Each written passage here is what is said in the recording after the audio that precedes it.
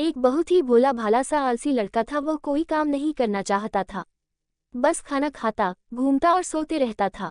एक दिन उसे किसी ने बताया कि एक आश्रम है जहाँ पर कुछ नहीं करना पड़ता है और हर दिन 2 समय का खाना और नाश्ता मिलता है, तुम वहाँ जा करके रहो। उस आलसी लड़के ने सोचा कि ये तो बहुत ही बढ़िया है और वह उस आश्रम में जाकर रहने को सोचा। और फिर वह भोला भाला आलसी लड़का अपना सारा सांसारिक जीवन छोड़कर उस आश्रम में जाकर रहने लगा। आश्रम में गुरुजी रहते थे। वह कुछ समय सबको प्रवचन देते हैं। वह आलसी लड़का सुनता था, बाकी समय आराम करता था और फिर भरपेट खाना खाकर सो जाता था। ऐसे ही उस लड़के का दिन गुजरता गया। एक दिन उस आश्रम में कुछ भी नहीं बना। नाश्ते के समय नाश्ता नहीं मिला। उसने सोचा नाश्ता नहीं मिला, भोजन तो मिलेगा। अब भोजन के समय भी उसे भोजन नहीं मिला। लड़का दौड़ करके गुरुजी के पास गया और उसने पूछा कि आज भोजन क्यों नहीं बना। गुरुजी ने कहा कि बेटा, आज एकादशी है और जितने भी आश्रम के सदस्य हैं उनका उपवास है और तुम्हारा भी आज उपवास है, आज भोजन नहीं बनेगा। वो लड़का आलसी था और उसे भूख भी बहुत लगता था। उसने गुरुजी से बोला कि मैं उपवास नहीं रहूंगा, मुझे भूख लगी है, मैं खाना खाऊंगा। गुरुजी ने बोला ठीक है, जाओ भंडारे में से सामान ले करके आओ और आश्रम में नहीं बाहर ले जा करके बना लो, लेकिन याद रखना भोजन बनाने के बाद सबसे पहला भोग भगवान को लगाना और फिर तुम प्रसाद पाना। वो लड़का बोला ठीक है और फिर अनाज लेकर नदी की ओर पहुंचा। भोजन पकाने लगा, तैयार हुआ। उसके बाद कहने लगा कि भगवान श्री राम आए, पधारिए, भोग लगाइए। अब जब उसे लगा कि भगवान तो आ नहीं रहे हैं तो फिर कहने लगा कि मुझे मालूम है आपको तो अच्छा खाने की आदत है, मैं बना नहीं पाया और मुझे अच्छा भोजन बनाने भी नहीं आता, लेकिन जो भी रूखा सूखा बना है आकर खा लीजिए। भगवान श्री राम उसकी सरलता पर बहुत ही प्रसन्न हुए और उस लड़के को दर्शन दे दिए। उसने देखा कि भगवान श्री राम आए हुए हैं और उनके साथ में माता सीता भी आई हुई है, लेकिन लड़के ने सिर्फ 2 लोगों के लिए ही भोजन बनाया था, एक अपने लिए और दूसरा भगवान के लिए। और अब क्योंकि भगवान के साथ माता सीता भी आई हुई थी तो उसने उस भोजन को माता सीता और भगवान के सामने ग्रहण करने के लिए रख दिया। भगवान श्री राम और माता सीता ने भोजन किया और उसके बाद जब वह जाने लगे तो ये भोला सा आलसी सा लड़का बोला कि प्रभु आप आए, दर्शन दिए, बहुत अच्छा लगा। मुझे खाने को कुछ नहीं मिला, लेकिन कोई बात नहीं, लेकिन आपसे एक विनती है कि अगली बार जब आप आएंगे तो कितने लोग आएंगे ये बता दीजिए, ताकि मैं उतने लोगों के लिए भोजन बनाकर रखा रहूं। भगवान श्री राम मन ही मन मुस्कुराए और फिर अंतर ध्यान हो गए। लड़का आश्रम गया, दिन बीतता गया और फिर एकादशी का दिन आया और इस बार उसने 3-4 लोगों के लिए अनाज ले करके खाना बनाने के लिए नदी के किनारे पहुंचा और उसने बड़े प्रसन्नता से भोजन बनाया और इंतजार करने लगा कि प्रभु आइए और भोग लगाइए।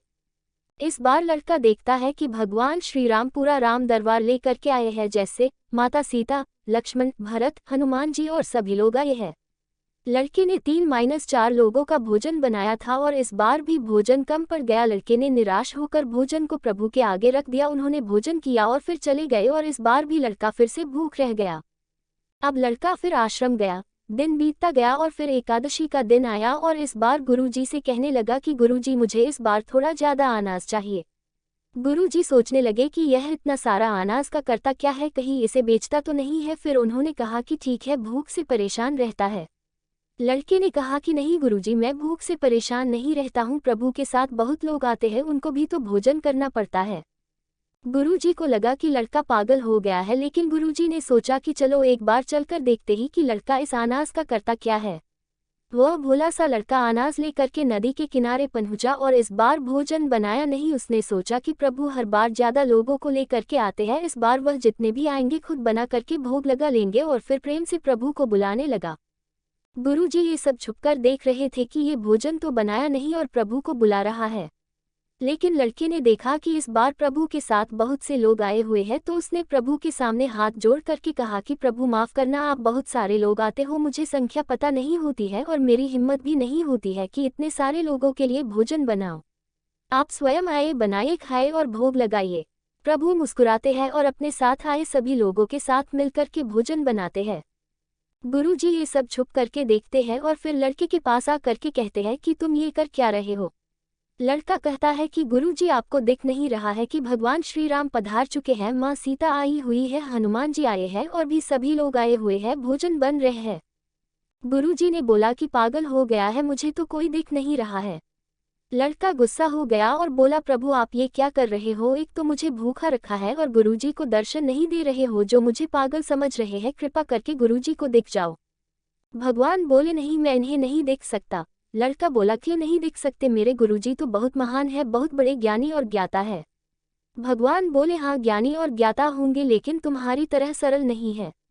जो सरलता तुम में है वो तुम्हारे गुरुजी में नहीं है। लड़के ने ये बात गुरुजी से कह दी कि भगवान श्री राम कह रहे हैं कि आप में सरलता नहीं है, आप मेरी तरह सरल नहीं है, इसलिए आपको नहीं दिख सकते। गुरुजी की आंखें नम हो गई और रोने लगे कि और बोले कि बिल्कुल सही कहा, मेरे अंदर तुम्हारे जितना सरलता नहीं है, और फिर माफ़ी मांगने लगे। फिर भगवान ने गुरुजी को भी दर्शन दिए। ये कहानी हमें सिखाती है कि जीवन में सरलता सबसे आवश्यक है। जितने सरल बने रहेंगे उतना जीवन में आगे बढ़ते चले जाएंगे। जब आप सरल होते हैं तो आप खुद भी मुस्कुराते हैं और दूसरों को भी मुस्कुराने की वजह देते हैं।